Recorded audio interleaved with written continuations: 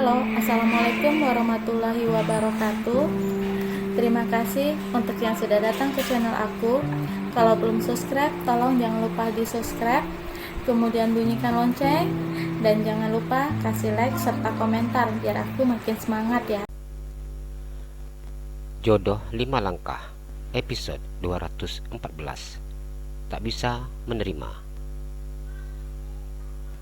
Apa Anda tahu, bagi saya, ayah hanya ada satu. Dia adalah Herianto.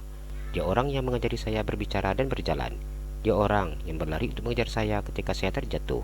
Dia orang yang membantu saya untuk berdiri, menggendong dan menenangkan saya ketika saya menangis. Dia selalu menjaga saya ketika bunda kuliah.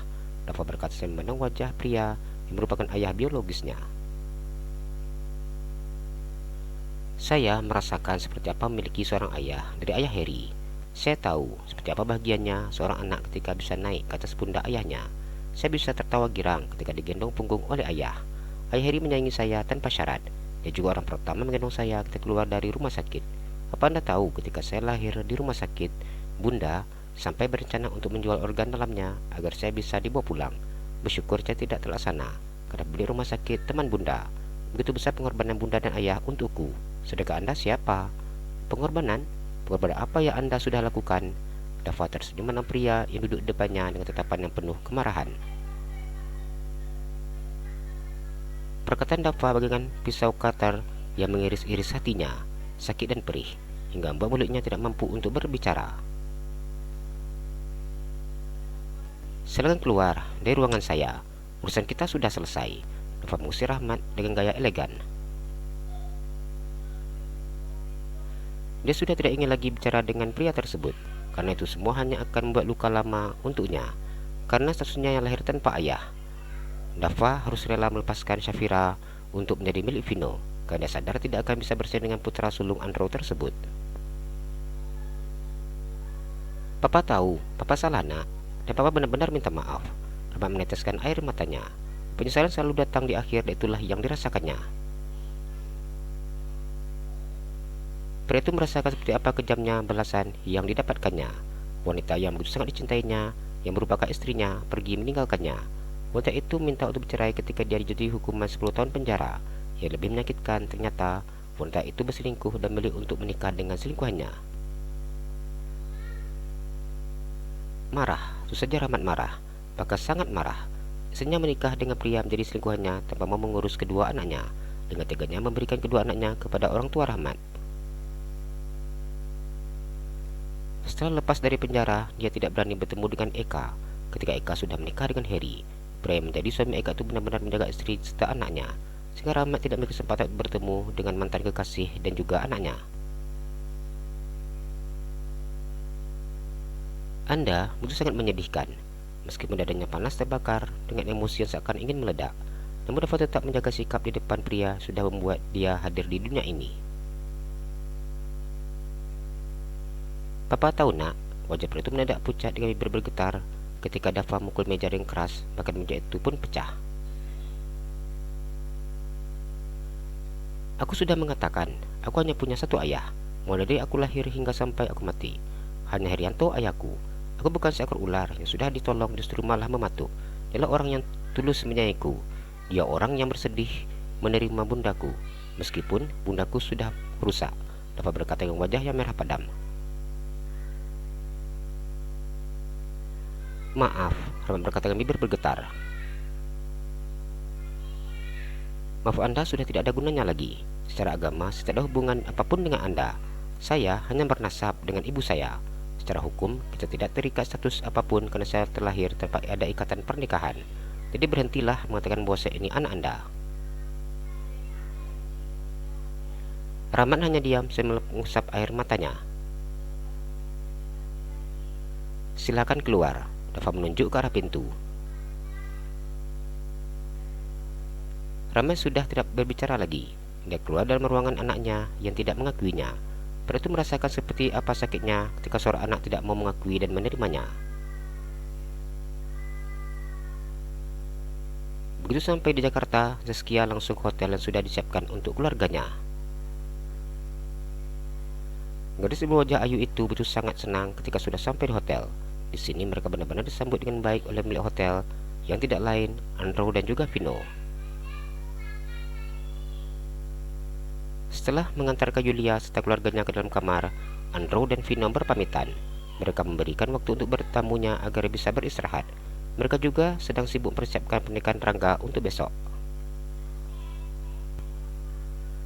Meskipun sudah memberikan tanggung jawab kepada manajer hotelnya, namun Andrew dan Vino tidak bisa percaya begitu saja. Ada anak itu langsung turun tangan untuk meriksa semuanya. Zaskia sudah berada dalam kamarnya. Sejak tadi, dia mencari keberadaan Al-Ghazali, namun sayangnya dia tidak melihatnya. Setelah meletakkan barang-barangnya dalam lemari, Zaskia mengeluarkan ponselnya dan berencana untuk menghubungi pria idamannya. Belum sempat Zaskia melakukan panggilan telepon, dia sudah mendengar suara ketukan pintu. Dengan cepat Zaskia membuka pintu. Dia beranggapan bahwa yang mengetuk pintu pasti petugas hotel. Jatuhnya seakan mau lepas dari tempatnya ketika melihat siapa berdiri di depan pintunya. Pria berwajah tampan yang memakai hoodie berwarna hitam. "Mas Al?" Zaskia tersenyum.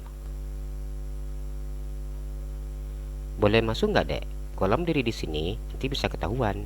Al-Ghazali menatap wajah gadis yang begitu sangat dia rindukan. Entah mengapa, begitu banyak gadis cantik yang mencari perhatiannya. Tidak ada satupun yang mampu membuat hatinya bergetar. Namun dari remaja di depannya itu sangat pandai mencuri hatinya, sehingga membuat Al-Ghazali tidak bisa melihat wanita lain lagi. Zaskia dengan cepat menggeserkan posisinya dan persilakan pria itu untuk masuk. "Kira-kirain Mas sudah pergi atau lagi makan siang?" Zaskia tersenyum. "Enggak sih, dari tadi sudah nungguin. Cuma ya kayak gini, sembunyi-sembunyi dan mengintip di tempat yang aman. Takut ketahuan Papi dan Mas Vino. Kalau sampai ketahuan dan dilaporin sama Mami, hilang nih kepala." Al-Ghazali tersenyum sambil membuka topi hoodie yang dipakainya.